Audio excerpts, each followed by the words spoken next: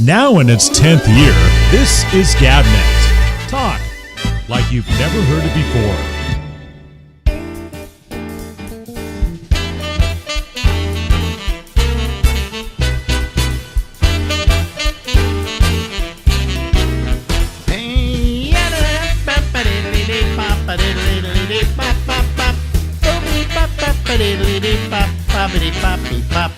Hey everybody, this is Alex. This is the Ramble coming to you live from New York City. The city you see right below you until midnight tonight. Ladies and gentlemen, out to the west coast of the United States, we talk to Larry Brown. Hello, Larry.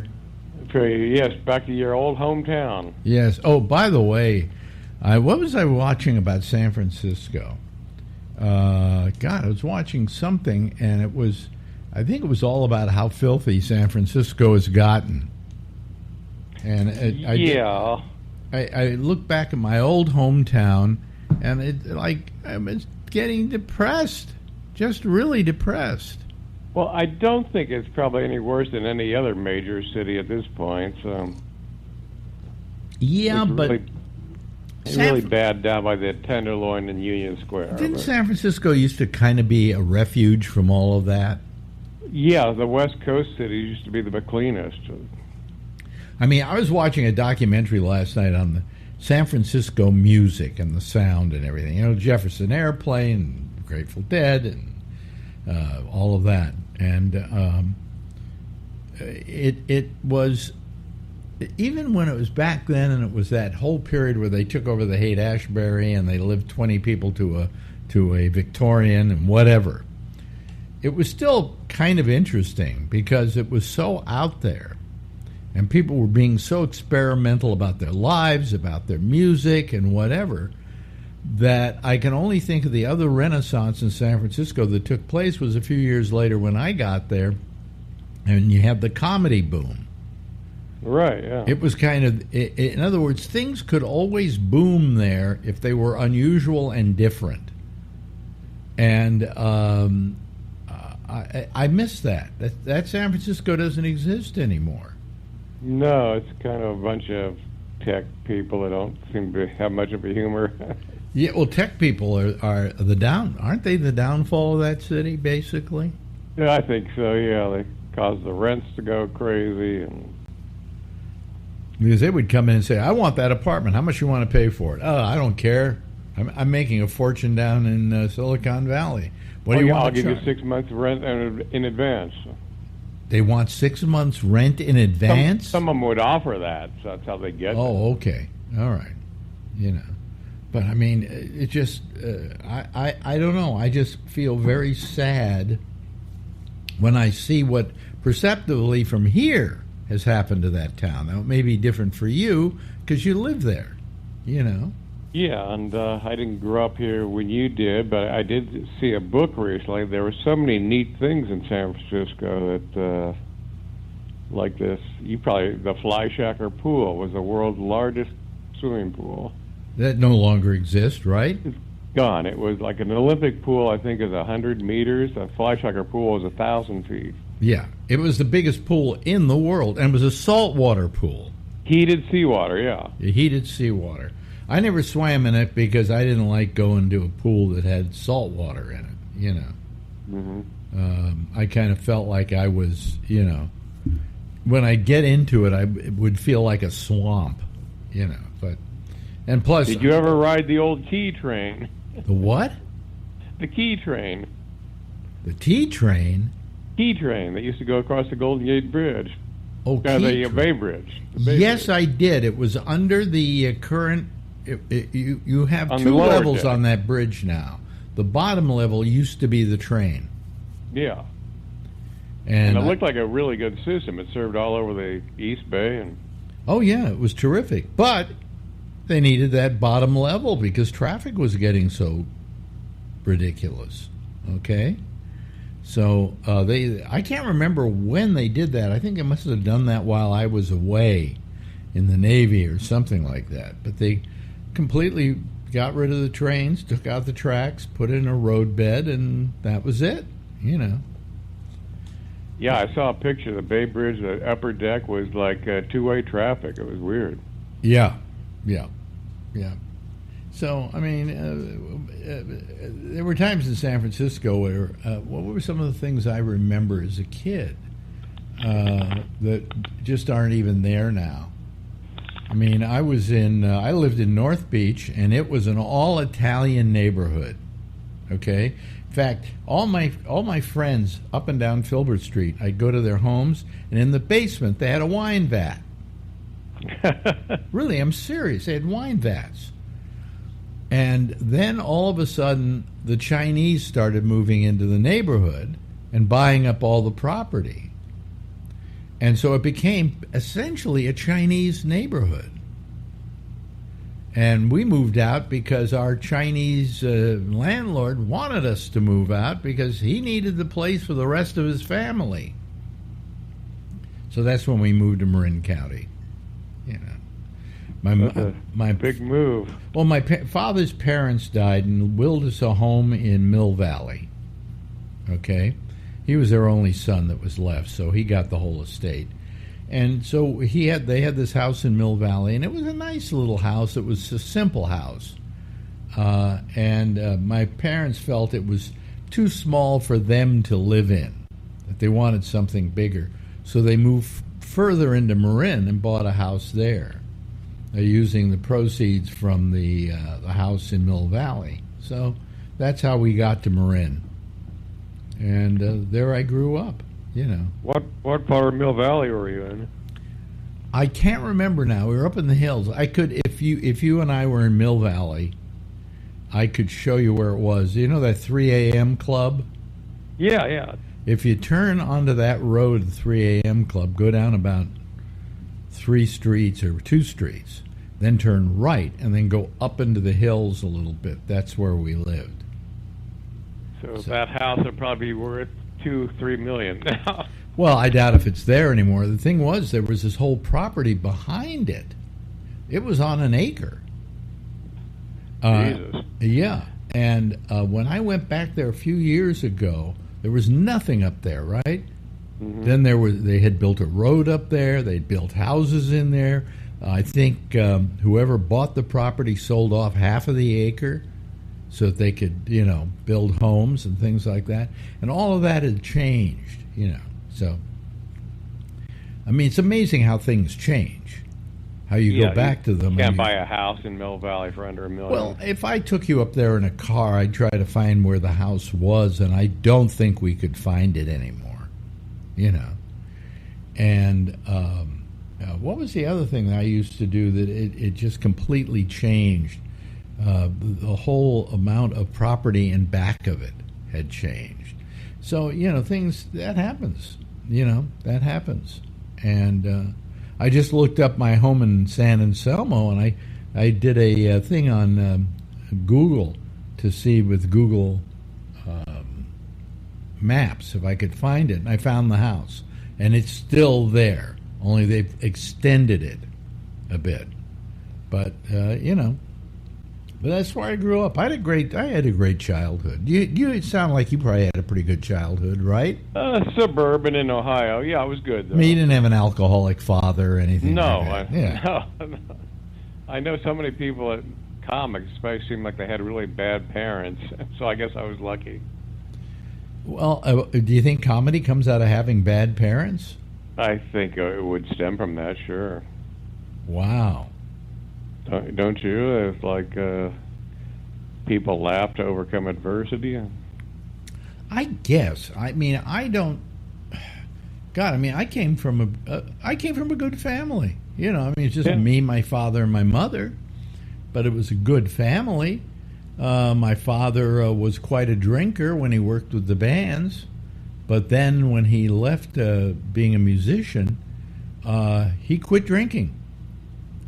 It's very easy to drink especially in those days when you were with a band, because there are these guys who want to impress their girlfriend. You go, buy the band a drink.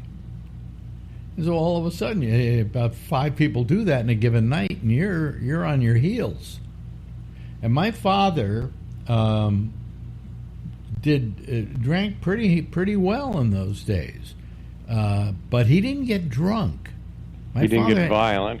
No, he didn't get violent, nothing. He never got, but he said he never really got drunk. For some reason, his metabolism was great and he could have 5 drinks and never feel it. Well, he said, one day I started feeling them. He said, and that's the day I decided to quit. And he just quit. Wow. Didn't go to Alcoholics Anonymous or anything like that. He just quit. And never had another drink in his life. That's amazing. And, yeah, well, I mean, I think I got that from my father, because any drug I ever got hooked on, one day I would just say, I'm going to quit. And I quit. And so, I think I got that from my father. But I was always amazed at that when he quit drinking, that he just, boom, he quit smoking the same way. That's really tough. He smoked 2 packs a day. One day he said, this is no good for me, and he stopped smoking. Jesus. He's strong-willed. Well, I think there is a difference. Years ago I had a friend named Abby Hoffman. And the only reason I'm bringing up a 60s radical is because he really, he was studied for and was a clinical psychologist. And he wrote several books involved with a lot of the stuff of clinical psychology. And one of them was about addiction. And I said to him, why is it that I know people who are addicted to drugs or are addicted to smoking, for instance? A good example would be smoking. It is an addiction. And I said, and they never quit. They have a hard time quitting. And that any of these things that I've gotten hooked on, I just quit. I just stopped. And he said, that's because you don't have an addictive personality. He said, there are people who can just stop any drug they're on, even no matter how much they do it, because their body is not craving that as a part of an addiction. And so you're different than the people who are truly addicted.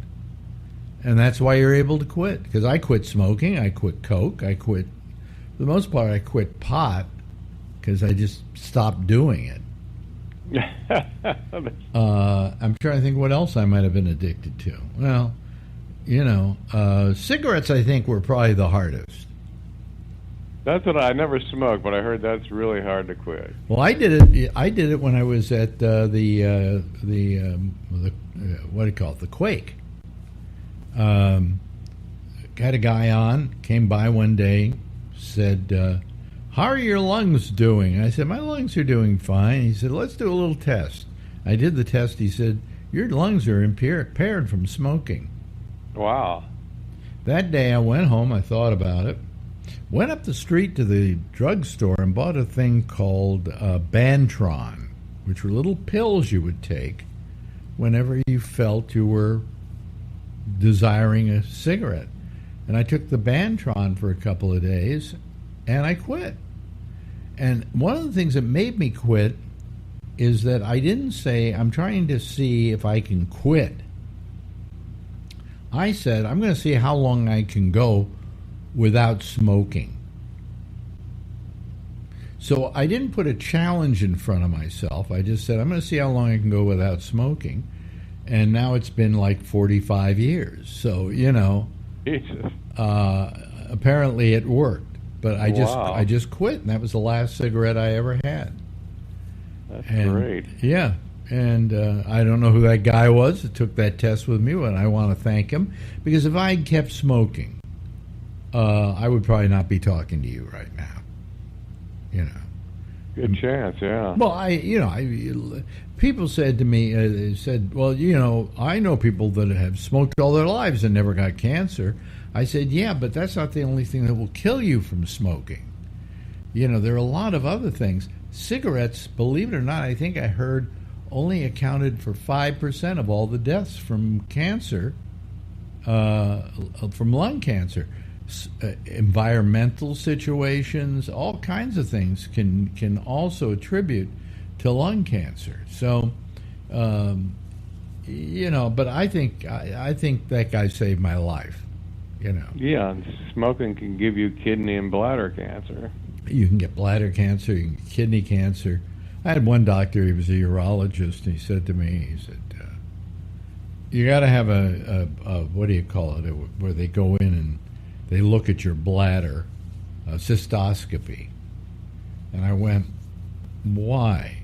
He said, well, you did smoke cigarettes. I said, but I stopped like 30 years ago. This was 20 years ago when he did this. I said, I quit like 30 years ago. And he said, yeah, but at that time you smoked 40 cigarettes a day, because I would smoke 2 packs. And he said, you could have bladder cancer. And I said, you mean to tell me I quit like 30 years ago and I could have bladder cancer now? He said, yep. I said, wow. And why did I ever quit? I was enjoying smoking. And he looked at me, gave me a weird look. And but he was a lousy doctor. He should have never done a cystoscopy on me. But he said that, bladder cancer is a result of smoking. So, But I think I'm out of the woods. I would say so, yeah. At 84, I think I'm out of the woods. Jesus. Yeah. And don't forget all the damage it does to your arteries and heart. Oh, God. Yeah. But listen, I often say to Marjorie, and she says the same thing about herself, the greatest thing I ever did was stop smoking. And I don't know that many. Do you know many people who smoke anymore? Not anymore. I think it's less than 20% of the Americans smoke. And usually the smokers that I have seen are women. Yeah. Women seem to like to smoke. And but they don't smoke like we used to. Did you ever smoke? No. No. Well, I used to smoke 2 packs a day, if you may remember, in the very beginning. I don't remember you smoking, but that's when I first met you, was at the Quakes. Yeah. So you may have met me after I quit. Mm-hmm. I found after 3 weeks, I said to somebody, they said, how are you doing on quitting smoking? I said, I'm never going to smoke again. And they said, how do you know? And I said, because I went to this much trouble to quit. Why should I do it again? So I just never went back to smoking. That was it. I never drank. Never a drinker. I can't tell you. I probably, if I had to tell you, I could tell you on all the fingers on both my hands how many drinks I've had in my lifetime. Oh, me too. You're not a drinker either. No, I would say I've had less than 10 drinks. Because you work in clubs. You would think you'd be a drinker. Oh, everyone's giving you alcohol, and I don't want it. Yeah. But you did you ever do any kind of drug at all? When I first started comedy, everybody was doing cocaine in the 80s, and I tried that a couple of times and didn't like it. Didn't do anything for me. Yeah. I really liked it.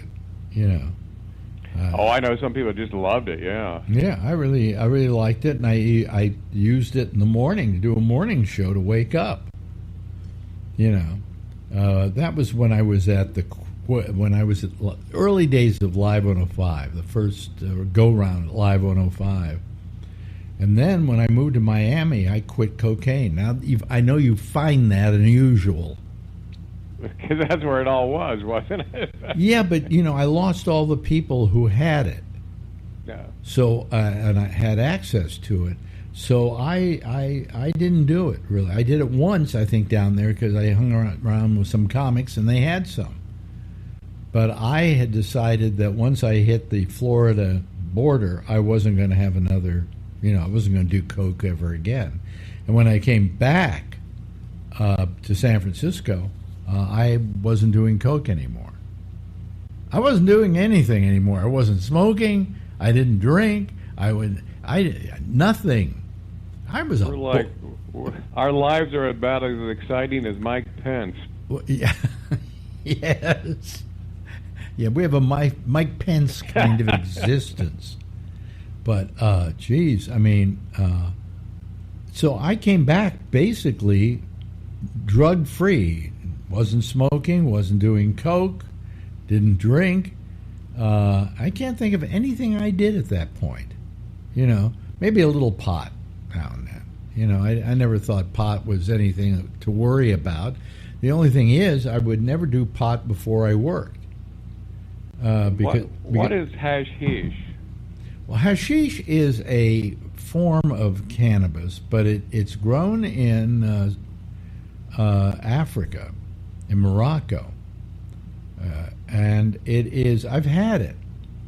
No, I haven't had hashish. I've had. What was the other thing? It came in a little bar of. See, I'm forgetting all the drugs too. But hashish was this drug in Morocco, and I knew these guys who went to Morocco a lot and did hashish. And I said, why can't I ever lay my hands on hashish? And they say, because it doesn't travel well. In other words, it just doesn't, it has a very low life expectancy, and you have to do it in Morocco if you're really going to do it. So, in fact, this one guy I knew who was a drug smuggler, who smuggled, what's the other thing? Not hashish, the other thing. Oh, God, I can't remember. Can't remember the other drug. Maybe it was hashish. Maybe I'm thinking of something else. I don't know. My mind is gone largely, Larry. So please excuse me. Wait a minute. We had marijuana, and then he had a bar of. Was that hashish? I can't remember. No. But anyway, when you would go to a place like Ibiza, they had these bars of cannabis. And I can't remember what it was called. Why is my mind a blank on that? God, it's ridiculous. But anyway, that was the only thing they had in Ibiza. And when I would come, they'd say, do you have any marijuana on you? Because they really missed marijuana, because that form of cannabis kind of had a really heavier feeling to it. Mm-hmm. Yeah. And but I'm trying to remember what was that drug called? I'll have to ask Marjorie. She'll remember. Although she doesn't remember anything either. To us, we're watching movies, and it's just that guy who was in that thing. You know. Totally lose our mental capacities completely. You know. Do you find yours is going at all? Oh, yeah. Really? Like what kind of things don't you remember well? Names. You what? And I don't remember anyone's names. Names, yeah. I'm terrible on names, you know. And Marjorie. And sometimes people come up to me in a club and they act like they know me, and I don't remember their face. So forgetting names and faces. Well, they may be people you only met once, you know. Possible, yeah. It's amazing. You have this great memory for other stuff, but names are a problem for you. Names are always a problem. That's very selective, you know? Yeah, like I remember numbers, but not names. I will find that if I'm not pressured to come up with something with a name or something, it will come right out of me.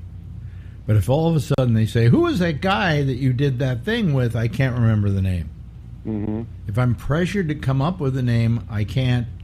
But sometimes I'll be having discussions with people. I'll be coming up with names of people, you know, all over the place. And then all of a sudden, if I'm pressured now, but who was that guy that did that? I go, I can't remember. So don't put any pressure on my brain, folks. I'm 84. Leave me the fuck alone. Exactly. You know, and you get to be 84. I hope you have better memory, okay? But anyway, so everything else going good, Bubs? Everything's good, yes. I'll be I'll be working with Felipe Esparza Saturday. He's taping his 4th Netflix special. So. Oh, so you're going to be on it? I doubt if I'll be on it, but oh, you're just a warm up, basically. Yeah, well, that's good. He hires you a lot. Yeah, and if he's done 4 Netflix specials, that means they must really like him, because he must be getting great numbers. What's his name again? Felipe Esparza. I'm going to have to check that out. I have Netflix, so I can see him. I'll check him out. But that's good. So you're working with him, and you're doing fine. You know, you're amazing. People like using you.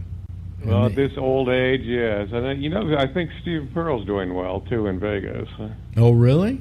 Yeah. I'll have He to. seems to be getting a lot of work, and he seems to still enjoy it. So. Yeah. Well, that's good. And I talked to Will Durst yesterday. In fact, I got to talk to him again today. He's still in bed. Still in bed. But yeah, I recently called Deb last week and I said, "Hey, could Will do a set at the Throckmorton?" And she said he's not quite ready. So I don't think he can stand up. Is that it? Yeah, that's his problem. I mean, I guess he could do it in a wheelchair, but I think he wants to be able to stand up. Anyway, listen, we got to go. I really enjoy this, Larry, and I can't tell you how much I appreciate your Well, participation. thanks for having me, because no one else will. So. Ladies and gentlemen, the always popular Larry Bubbles Brown. Thanks, Larry. Bye. Now in its 10th year, this is GabNet. Talk like you've never heard it before. And that was, of course, Larry Bubbles Brown. Yay! Okay, all right. Let me see here. We don't have that many people waiting to come on here tonight. I've been saying that a lot lately. I don't know what to do about it. I don't know. I'm thinking maybe of doing away with the Ramble, just altogether, and doing the Monday thing, and maybe one other thing that maybe will make this show available to other people. And then I'm going to take my my friends like Bubbles and Albert Reynoso and Chuck Farnham and Lori Thompson, and fold them all into one show every week. So I don't know. I'm considering a lot of things, because this just ain't cutting it anymore. And so here I have two people waiting for me, and one of them is really a great person to discuss the topics of the day with, and another is just a nice person that I enjoy having here because he's just a nice guy and a friend. So let's let them on. Two of them. That's it. All two. Okay, there they are. There's Jeff, and there is Josh. The two J's, ladies and gentlemen. How are you, Jeff? I'm good. And Josh, how you doing? Good, thank you. Yeah, you're doing fine? Okay, good. You've been working a lot, but now you're off for a couple of days? Yeah, 2 days. What's a few days? Saturday and Sunday? Yeah, 2 days. Tonight and tomorrow night. Tonight and tomorrow night. Oh, and then I should have more off, but I have to work a lot next week to cover for people who are off. So next week's going to be very tough. Oh, God. Okay. Well, that's what you get for leaving that place, right? Well, that's just the way it is. Of course, you said that you kind of liked leaving the place and coming back and taking a job that didn't put you as a what do you call it, a supervisor, right? Yeah, I didn't want to do that anymore, where I was. I could probably do it again where I am now, for various reasons. But where I was, I didn't want to, so I wanted to come back to a group of people that I liked quite a bit more, and just were they happy to have you back? I would imagine. Yeah, it's working out fine. It's I just took what was available to get back in the building, and then whatever happens from there happens from there. But and I'm actually with what I'm making really the same money as I was making where I left, the place I was at for just a little over a year. So, everything financially worked out. It's just a different schedule, but, I've worked it before previous times in my life. So, I knew what it was going to be like. It just hasn't been too bad. So actually you missed it is what you did. The place that I was at, yeah. Don't get me wrong. I could probably live without, the schedule. This schedule, the thing about it is it's really great when you're off. And then, you have to go back to work. So I mean, sometimes when your schedule falls on certain holidays and things like that, you end up with a lot of time off, and it doesn't cost you a dime. You have to use any of your time off. It's just the way your schedule falls. Like at Memorial Day, for instance, I got a 4-day break, completely paid because that's the way it fell. So, the week of the 4th of July, I only work one day in 7, but I get full pay. So that's the way it works. But, also what you give up is sometimes things that people think are sacred or whatever. For, like I said, for in the month of June, I'm going to end up working 3 out of the 4 Sundays, which is not great. But Yeah, but let me ask you this question. What is your ideal job?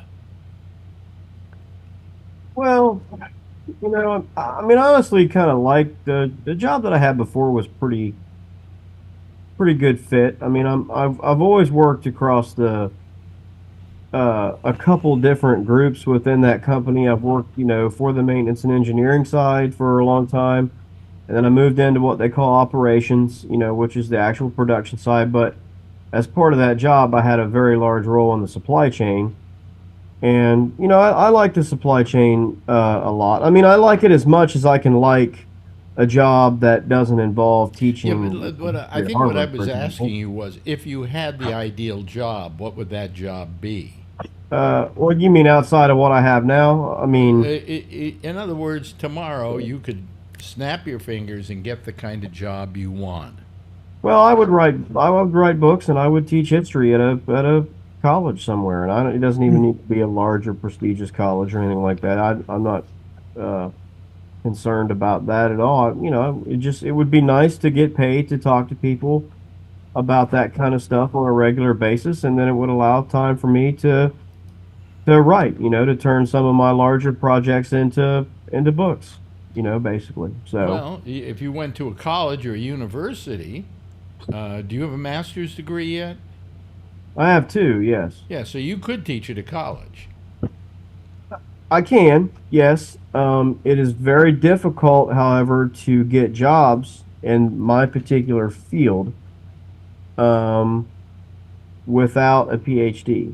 So Oh, okay.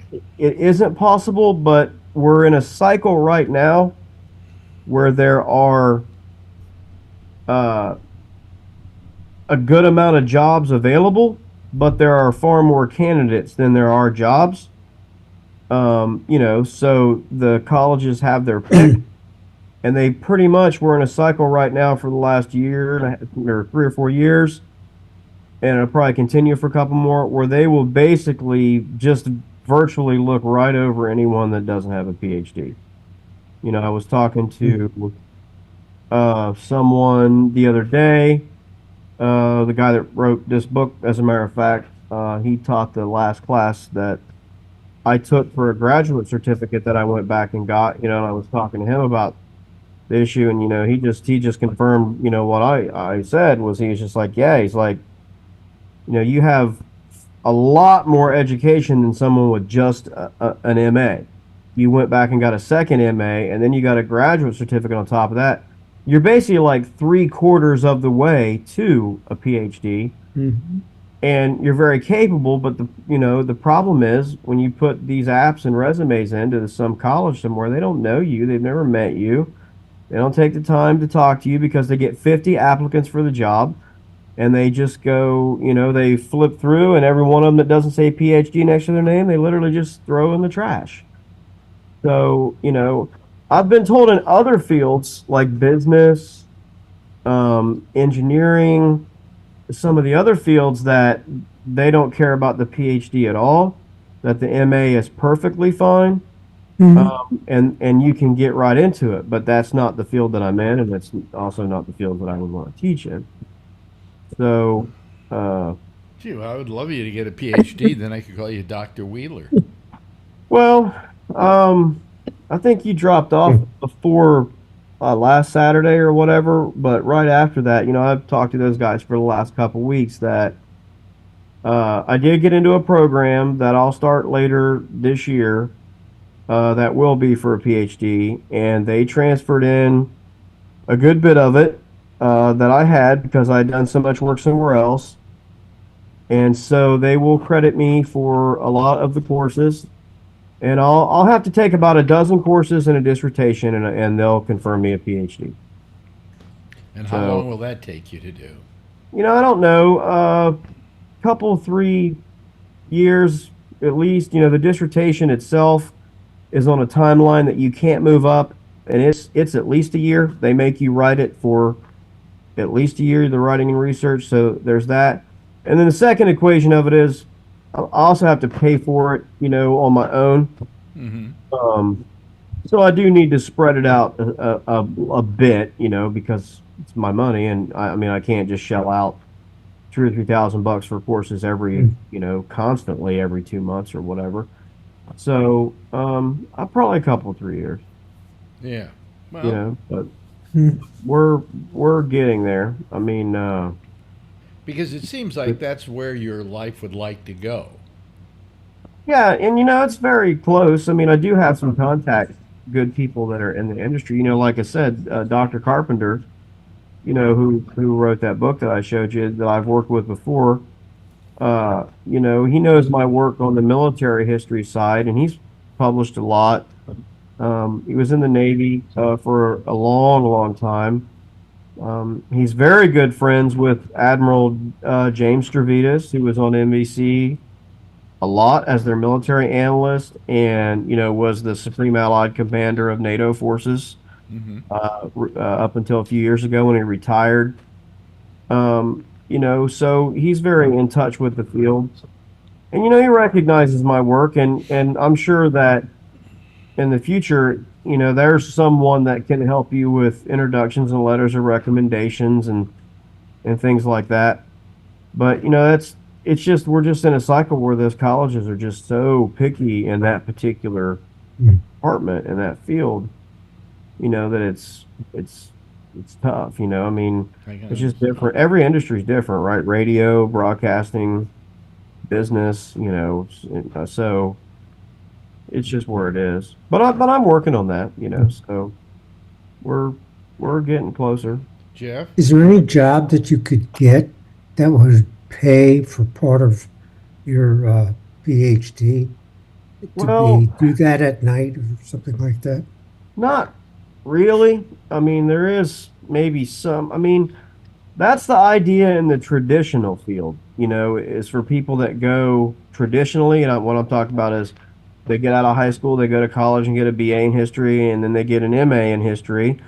And then they go somewhere and get a PhD. And when they have their MA, they let them be like a TA, or they let them teach some undergraduate courses because they're a doctoral candidate there, and they pay them some for it, give them some grants. Yeah. But it's what I'm doing is incredibly difficult to do as an adult. I mean, and not that people that are 26 or 27 aren't adults. I'm just saying they're in a program and in a path where those things are open to them and are able to do it. It's just almost impossible for me to do what they're doing because I didn't make the decision to do it until I was 26 or 27. And then all of a sudden it was like, I want to go do this. Did it used to be easier years ago? Yeah, maybe, but the problem is by the time I really started getting a lot of education, I mean, I was already married, and I owned a home, and I had a lot of commitments in life that really couldn't go away,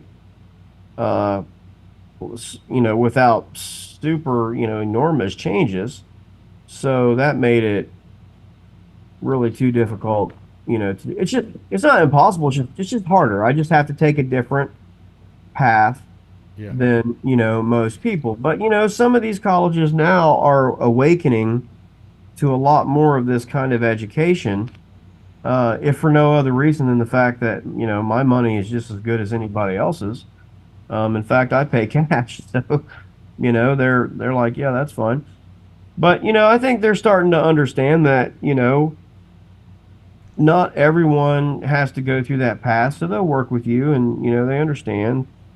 A lot of them do. I mean, somewhere like Harvard or something doesn't, but a lot of the, where I'm going to go is a larger, well-known, university. So, but I'm able to fulfill it, but it is harder. I mean, it's just more work. It's just different. Well, I mean, what's interesting is today to teach high school, I think you have to have a master's. You don't have to, but you'll get. I mean, maybe some states require it. None. For I don't think instance, any do. You have to have a Marjorie, bachelor's. Marjorie, and I never consider this, but she has a master's. Mm-hmm. Because she was a teacher, That's and good. I think she was teaching while she was getting the master's. But she Yeah, a became lot of them do that. yeah, Well, some but of them help you pay for it she and that got sort a of thing. master's. She never uses it for anything now. Yeah. You know. Well, I mean, Hmm. the thing about that education on that is you have to have a bachelor's degree to teach in high school, public schools, or really even private, and all that. Basically, I mean, every state can make their own rules, but in almost all the states, as far as I know, it's a bachelor's. You don't have to have a master's, but if you want to go back and get one, they'll help you. And a lot of times you get paid more. Mm-hmm. And a lot of times it is a real leg up if you want to move out of the classroom and into administration, such as, a principal or assistant superintendents and things like that.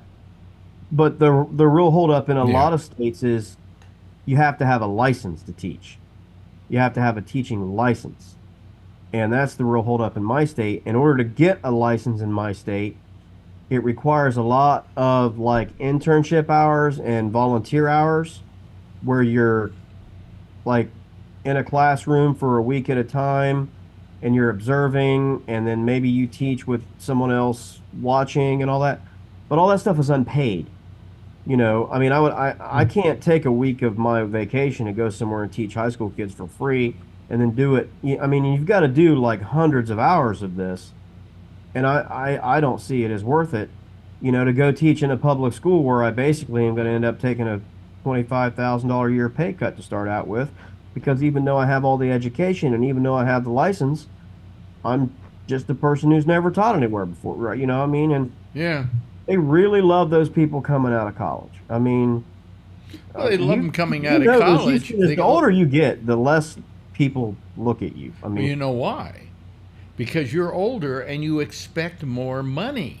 yeah. And they want the cheapest people they can lay their hands on. Yeah, and you kind of also can't be pushed around, if you will, because you're like, nah, that's not really the way it works, I mean, nah, I've got some options. See you later. I mean, look, the company that I work for on the engineering side and stuff, they love to get these young people that just graduated who are like, oh, you'll pay me $65,000 a year. That's great, and I couldn't live on that. I mean, so, so they have this leg up on you. The license is very hard to get, and I looked into it before. I wouldn't really want to teach in public schools, and that's a political conversation, I guess, because I just find it ridiculous, the garbage they have to put up with.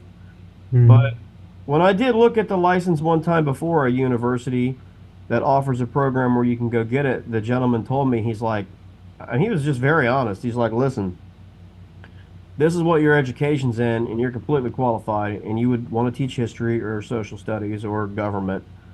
He's like, but it's not going to work because everybody who teaches that stuff in public schools is almost always a man, and they pretty much get the job because they want to coach sports. And high school typically hire the teachers to coach their sports first before they take people off the street. He's like, he was just being serious. He's like, I'm serious. He's like, so many of your social studies teachers and history teachers and all that, he's like, they're the baseball coach, the football coach. He's like, so there's just all kinds of men who apply for those jobs. He's like, now, what they don't have are English teachers. What they don't have are math teachers.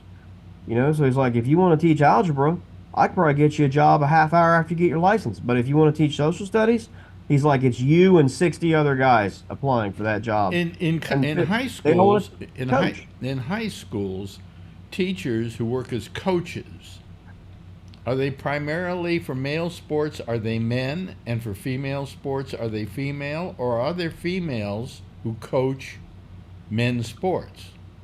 I personally have never seen a female that was coaching men's sports, but I've seen a lot of men coaching girls' sports.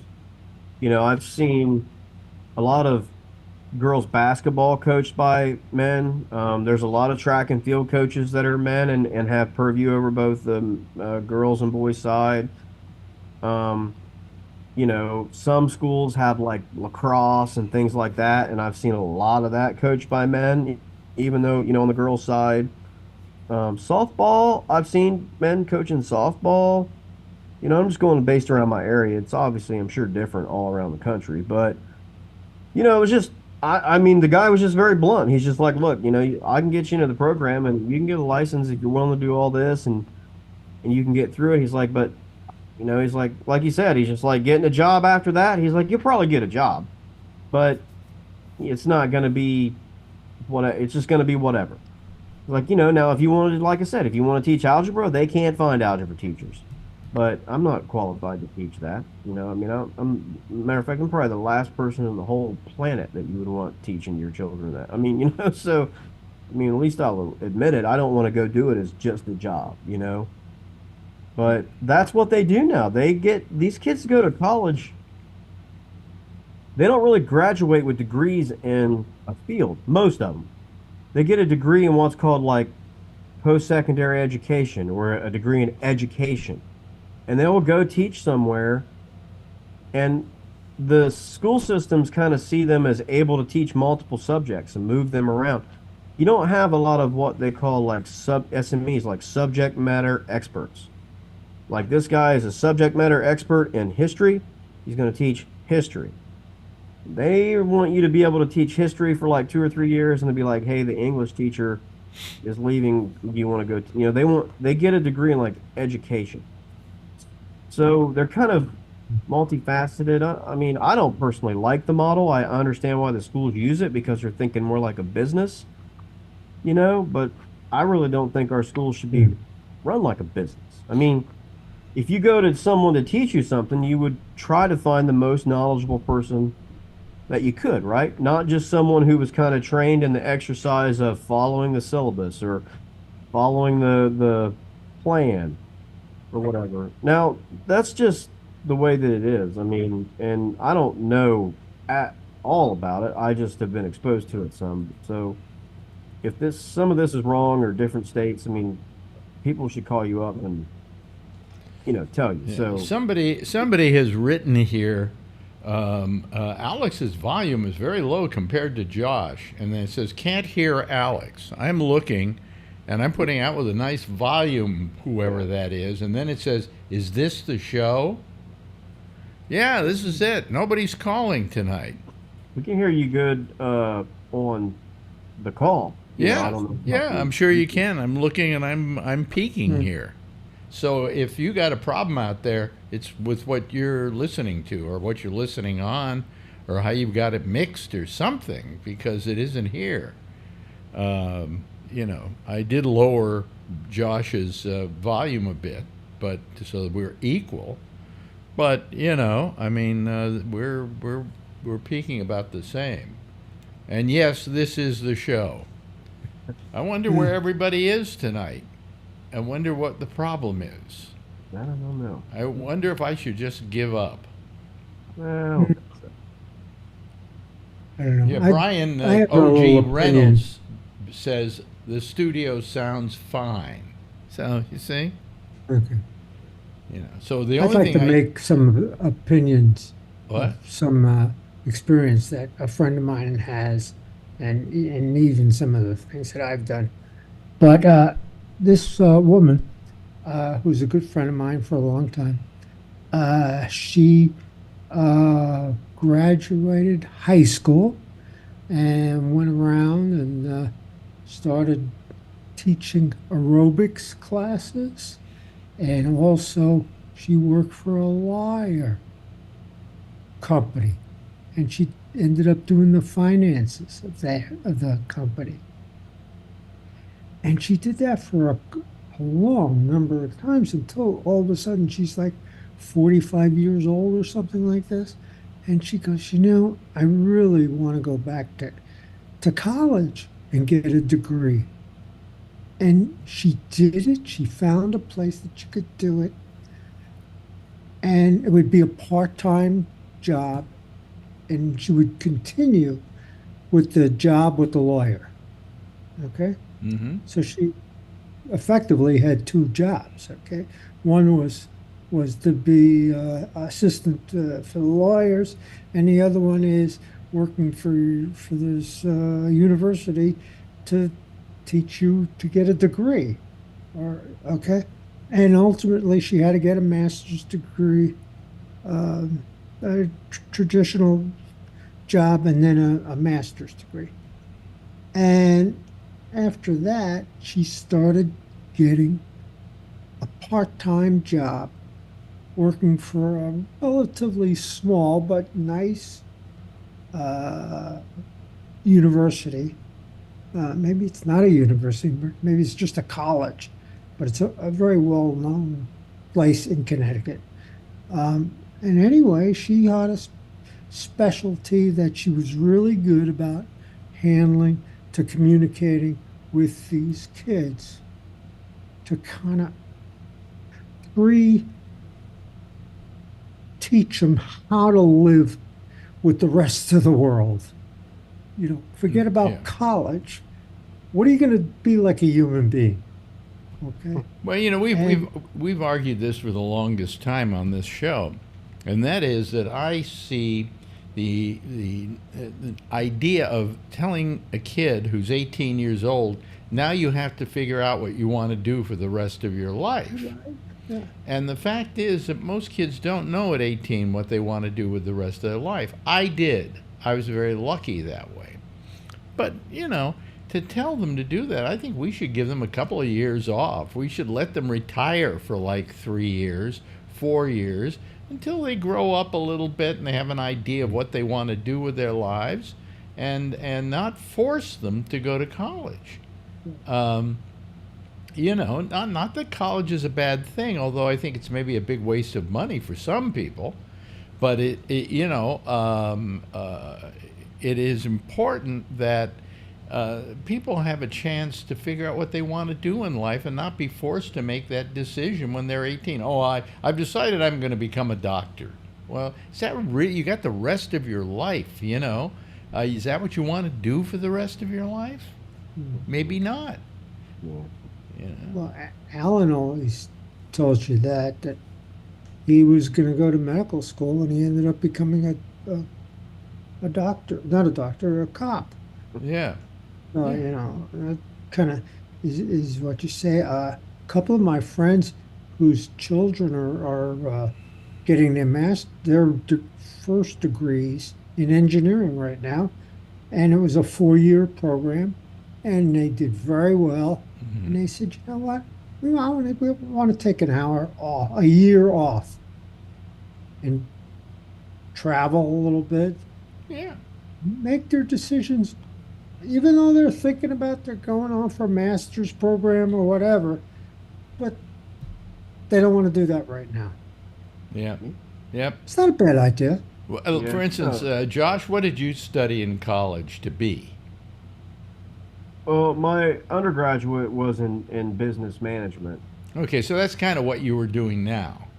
Yeah, right. You know, so I mean, it gave me some qualification to basically move up in the career fields, you know, that I was already in, and always be qualified to, you know, go up to the next level. But after that point, a year or two passed, and I decided, you know, this hobby that I had, I wanted to try to turn into a profession. And since then, that's when I went back and got a lot of graduate education in the historical field. You There's know, a I woman, just didn't there's a wanna- person, Stanley, here, who Yeah. is writing, who brought up this topic? We did, you asshole. And this is refund time, and then he says, it must have been a slow news day. Was it a slow news day today? You know, I mean, not too positive. Nothing really happened out of the ordinary that I'm aware of. I mean, not much has changed. I was asleep most of the day, but there was no major news that, at least that I'm aware of. I mean, most of the coverage the last 2 days. I mean, Trump didn't revolved say anything. I around- mean, Trump didn't say anything today. Yeah, not that I know of. I mean, most of the news coverage the last few days a lot of it revolved around the president's overseas trip and the D-Day anniversary and Yeah. the celebrations He went to Paris. in Normandy. Let me ask you. Let me ask you a question. We've been discussing this the last couple of nights, and you haven't been here. But according to several people, they've been talking about Donald Trump is maybe going to choose Marco Rubio as his running mate. And according to some people who called here, he can't do that because there's something in the Constitution that says the president and vice president can't be from the same state. Is that, do you know that to be true? Well, I think they might be thinking of the original idea of how it worked in the original Electoral College, but that stuff was changed with, the 12th Amendment. So I think I have to pull it over here and make sure. That I think they were thinking of that when the original Constitution, after the convention, or that was ratified, had some stipulations on how the Electoral College could vote and the candidates that they had to choose from not being from the same state and for president and vice president. Mm-hmm. But a lot of that has since been, changed through various amendments in federal law. So there's no law now to prevent. Really? Us They said it was in the Second Amendment. That's right. That's what I heard. The second? Yeah. Yeah. I'm not sure. Well, I thought the Second Amendment had to do with guns, didn't it? Yes, it does.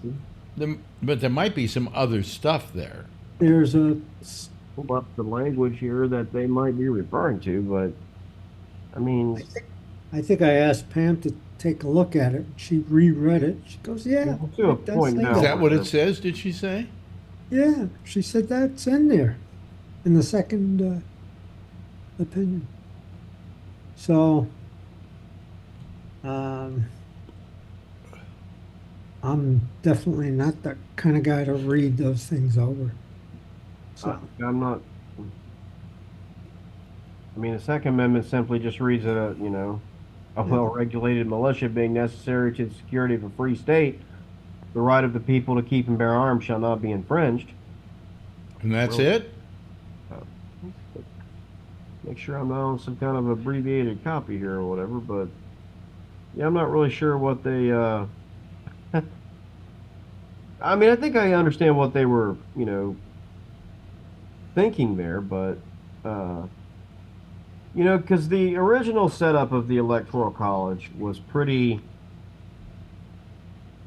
cumbersome, and it had some rules about some of the ways that you had to vote.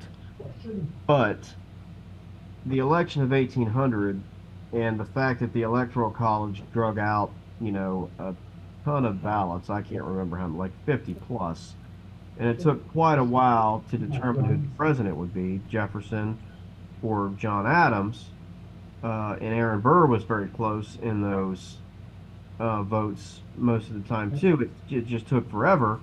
And eventually Jefferson won with Burr as the vice president through some compromise. But after that election, there were some changes that were made to that process to prevent that. So maybe they're referring to some of the original language. It's so maybe Charlie called for that, but. So Charlie, can you hear us? Yes. Yes. I have to. We're training new umpires tomorrow. I got to be up at 5 o'clock in the morning, and I have to write payroll checks to all the umpires tonight. That's why I'm not on. But I want to read you the 12th Amendment. Mm-hmm. Electors shall meet in their respective states and vote by ballot for president and vice president, one of whom at least shall not be an inhabitant of the same state. So they cannot. That's the 12th Amendment. That was the change. Well, the 12th Amendment. Right. It wasn't the Second Amendment. It's the 12th Amendment. And it says you cannot have the president and vice president come from the same state. And that has not been changed in any other amendment subsequent to that. That's why Dick Cheney had to move to Wisconsin, to Wyoming from Texas, because he could not be vice president to George W. Bush if he lived in Texas. Wow. Okay. What do you think, Josh? We go to Josh on matters of the Constitution, but U.S. Constitution. well, you carrying that around all the time, aren't you? Yes, I do. Uh, 12th Amendment. That's the first statement of the 12th Amendment is you got to have the president and vice president from 2 different states.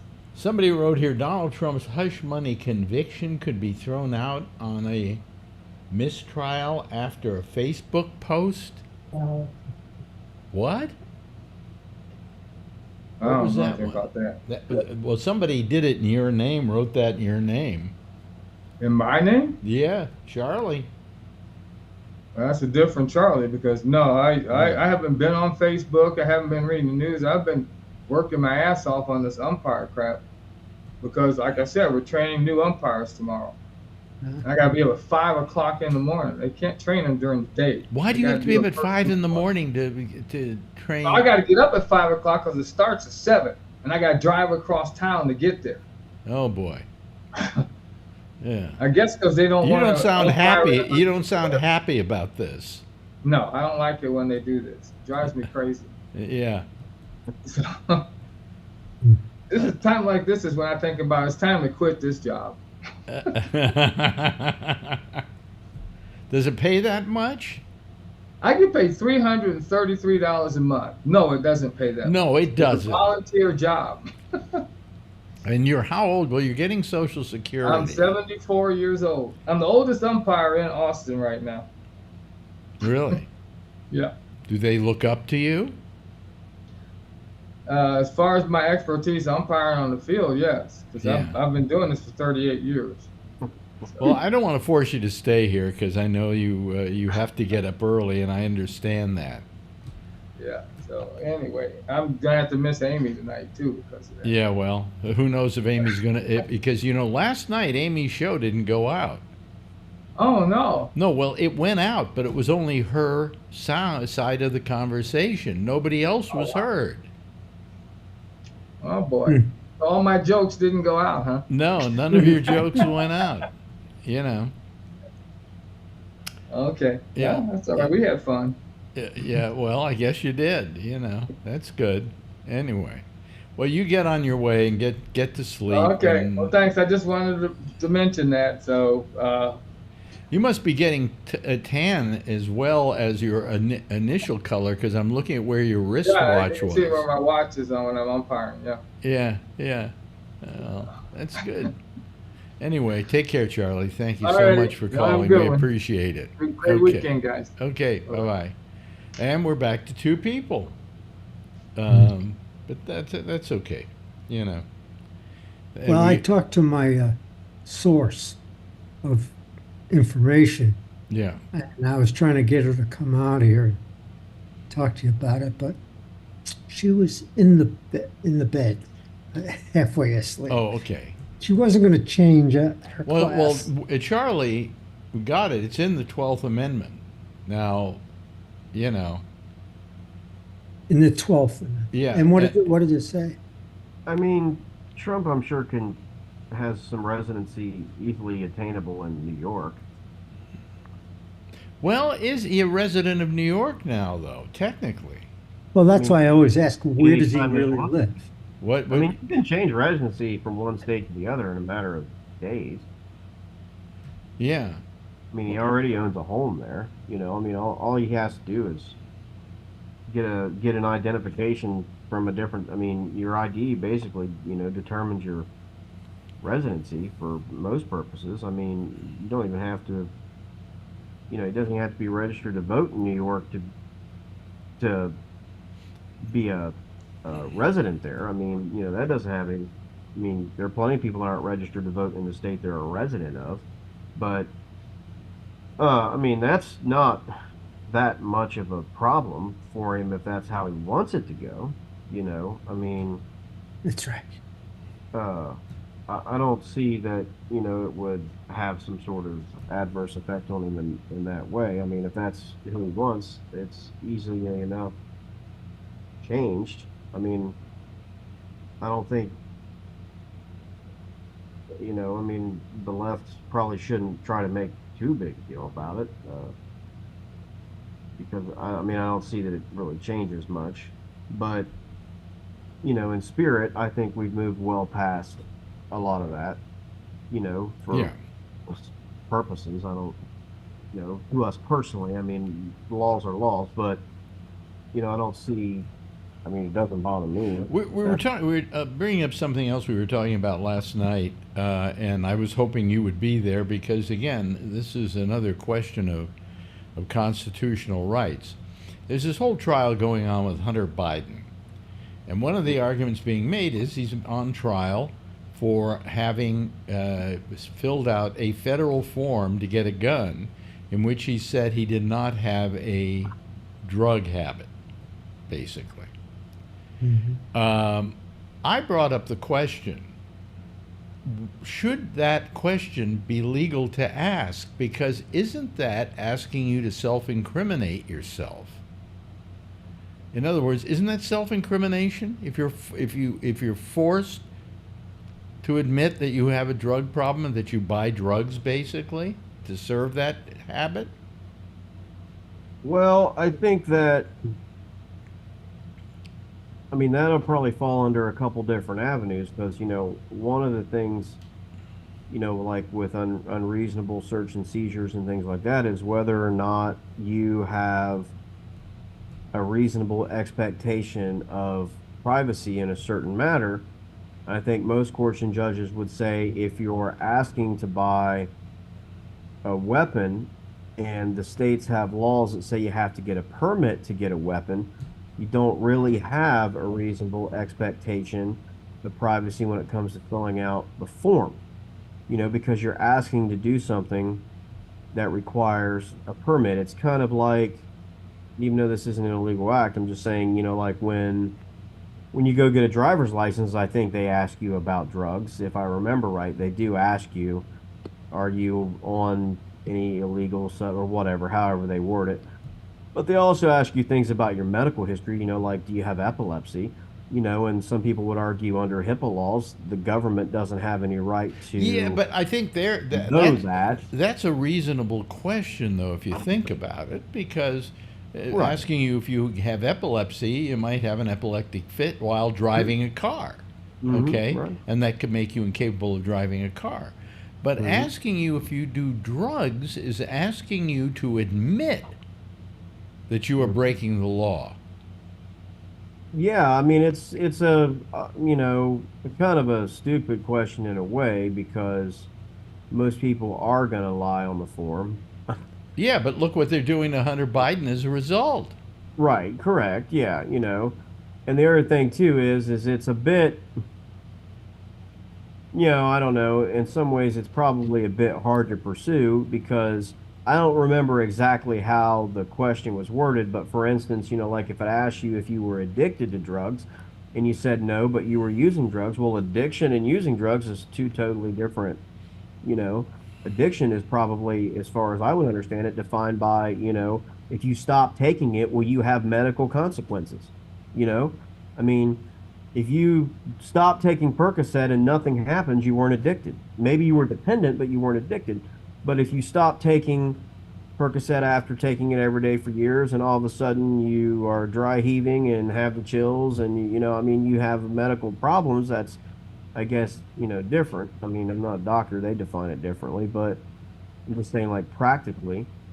But, and then I don't remember, I don't remember how the question was phrased, but, like, even if it asks, like, are you currently using or anything, I mean, for all he knows, and how would you not prove, maybe he was using a lot of drugs, and the week that he bought the gun, he was, I'm quitting drugs this week, and he hadn't taken anything for 5 or 6 days. So when he filled out the form, he says, no, I'm not on drugs right now. You know what? I'm quitting it. And he was doing really great for like a week. And then all of a sudden, after he filled out the form, he has a bad day and he goes back to drugs. Look at the misery that it has befallen him as a result of this. You know, and I agree with you. Most people, if they're on drugs, are not going to say, I'm using drugs, illegal Right. substances. Yeah. You know, just not going to. Why? Self-incrimination. Aren't there laws, isn't there constitutional laws against self-incrimination? Well, I mean, in the Fifth Amendment, basically that you have the right not to answer certain questions of law enforcement, and that you have the right not to be forced to testify, against yourself. Well, that's You know, basically what you're doing when you fill out that form things and, like that. and check I mean, that. it's an interesting element, I mean, it's. I'm just it's, wondering why his lawyers aren't bringing up that point. Well, I think the reason that they aren't is because courts have already, basically settled the fact that this question is legitimate. It is allowed to be asked on the forms, and it's on the forms. I mean, Wow. certainly anyone who was prosecuted for this ever, I'm sure at the very beginning there were some people who tried to make that argument and said, just like there are people who have tried to make the argument that said, if you catch me running a red light on a red light camera, that's not fair. No human being watched me break the law. I have no right in that case to face my accuser because my accuser is a computer. And we can't call the computer in here to testify as to what he or she or it saw me do breaking the law. But courts have said, nope, you know what, red light cameras they're good to go. And then people made the entrapment case against red light cameras and speed detector, things and such. And courts said, nope, that's you. When you're driving around, the law says you got to stop for red lights. The law says you got to wear a seatbelt. They put cameras up for that. When you're driving, you don't have a reasonable expectation of privacy from those two devices because you're voluntarily getting in a car and driving around. If you don't like that, walk. Well, they maintain all the time that driving is not a privilege. It's not a right, Yeah. It's a privilege given you by the state. Mm-hmm. And that if you don't live up to certain expectations, Yeah. Yeah. Now, what I have found, pretty interesting is that the group of people, the irony in this is like the group of people in the party that basically have argued for all this time about a literal unchecked right to own a weapon, no matter freaking what, are now using the smallest, ittiest, bittiest stipulation of owning a weapon to prosecute someone they don't like. I mean, the people that are cheering on this prosecution, Republicans, okay, or at least the crazy ones, these people don't even think you should have to fill that form out, right? right. I mean, seriously. I mean, most of these folks are not, when it comes to owner, they don't think you should have to fill that form out, really, and have this background check. I mean, really at heart. Now, some of them might say they do, so they look at least legitimate enough to run for office. But if you go ask these folks, they don't think you should have to fill out a form and tell the government you bought a weapon, let alone register the weapon and all that other crap, right? But now they're fine with using the form to prosecute someone that they don't like. Yeah, that's I'm a telling very you, good these folks point. don't.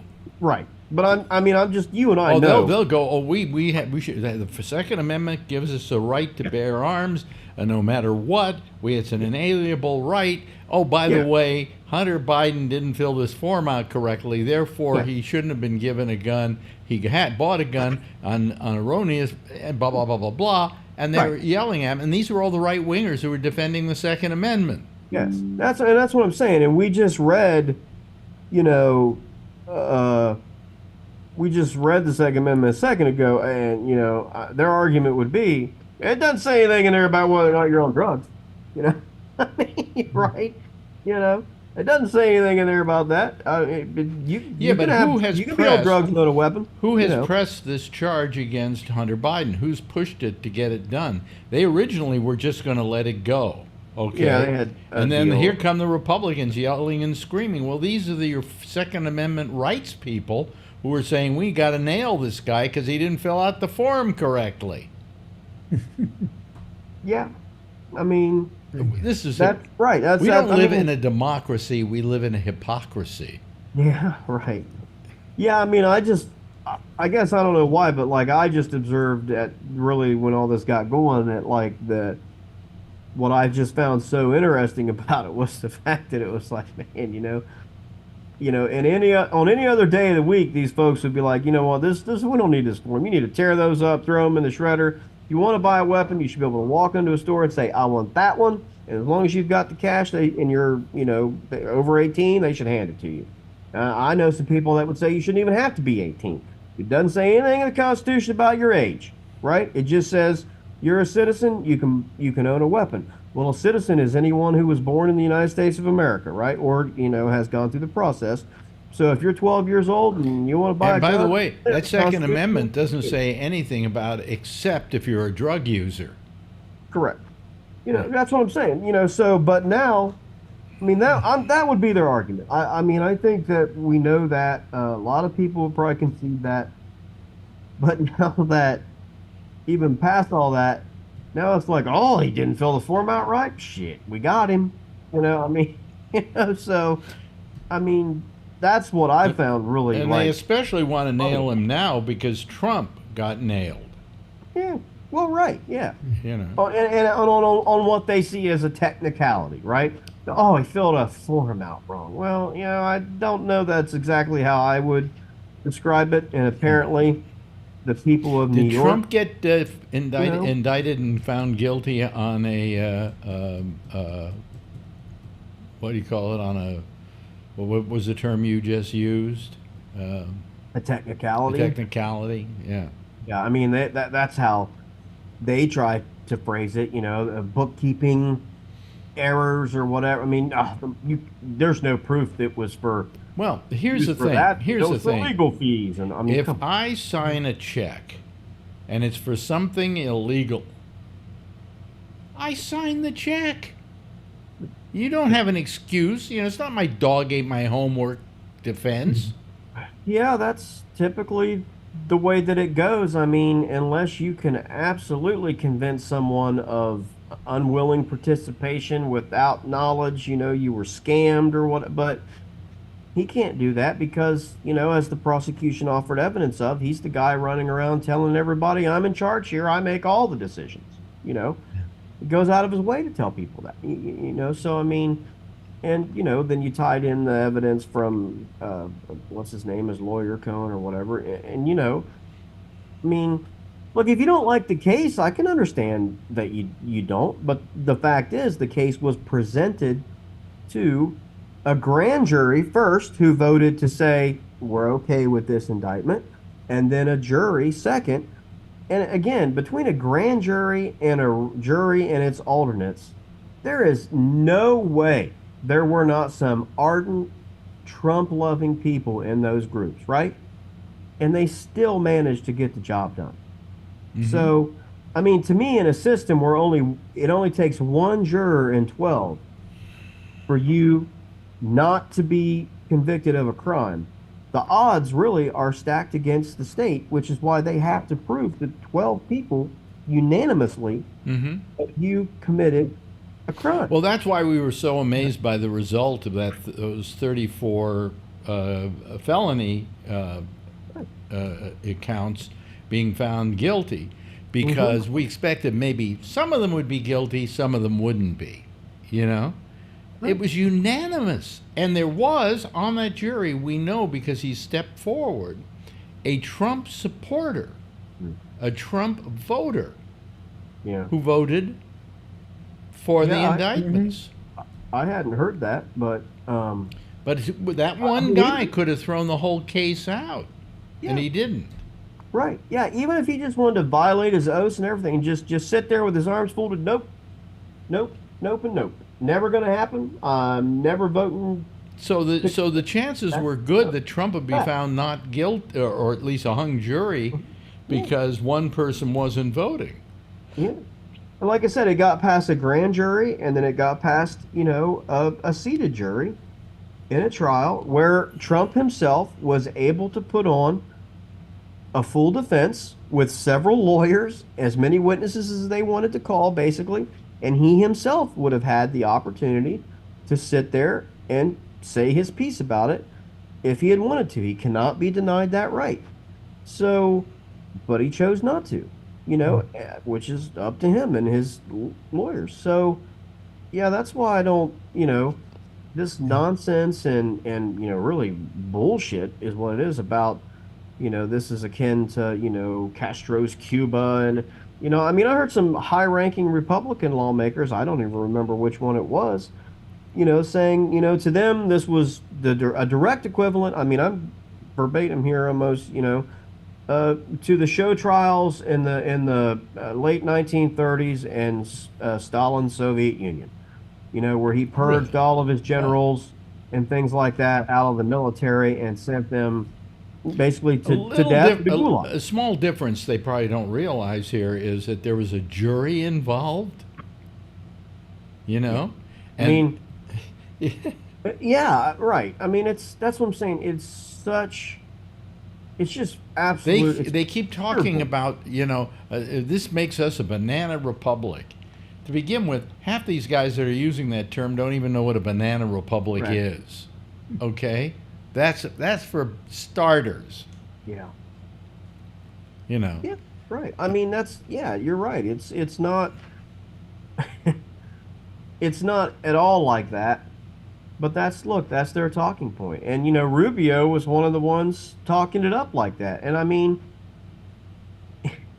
he knows better. I mean, it makes me sick. He has no integrity, none whatsoever. Oh, You know, after all the things that Trump called him, now he's kissing his ass? right. But What? his breakdown of the American system of justice and the jury system, all that. Trump, didn't Trump say, for un-American. instance, that Ted Cruz's father was part of the assassination plot against Kennedy? He made some And remarks and about also that. said horrible things about his wife, and Yeah. now he's kissing his ass? Yeah, right.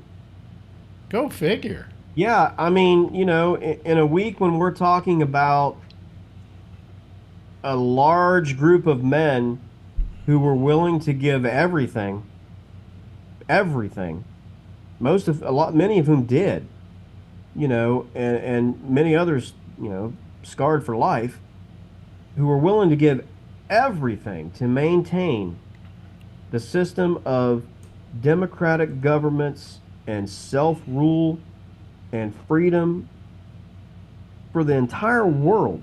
We can't even get a politician to act like they have respect and honor and common sense for the American ideal. I mean, it sickens me.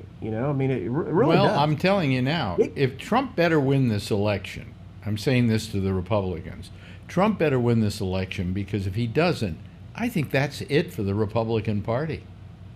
I think they've so written themselves off with the American public that, I mean, if it were to turn out that Biden were to be reelected, and the Democrats were to control both houses of Congress, to me, after all that they've said and all that's going on, that would be an incredible repudiation of all that. I mean, it would just be enormous, And I really hope that's what happens, because We're that hoping. should teach them that they've lost it all. I mean, so that'd be great. Yeah. Listen, I'm running the theme here. Thank you so much, Josh, for being here tonight and helping me do the show, because nobody else decided to call it. And also, Jeff, thank you for being here as well. I appreciate it, and I appreciate your loyalty to this program and the fact that it turned into a pretty good hour of discussion. Thank you both. Why don't you both wave goodbye, and I'll wave goodbye at you.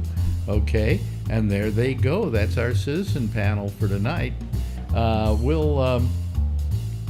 going to be another citizen panel next with Amy Manuel. I haven't posted her show yet because you never know, okay?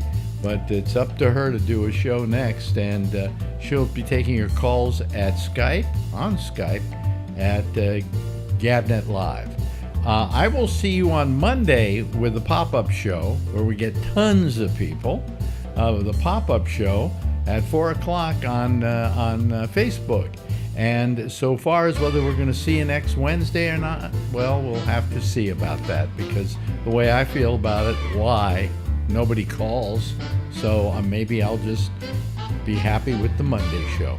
We may just take next week off as well. Anyway, that's it for us for tonight. Stay tuned for Amy. She's next over, most of the same Gabnet. In the meantime, as always, if you see her, tell her I love her, okay? Bye-bye. Good night, everybody.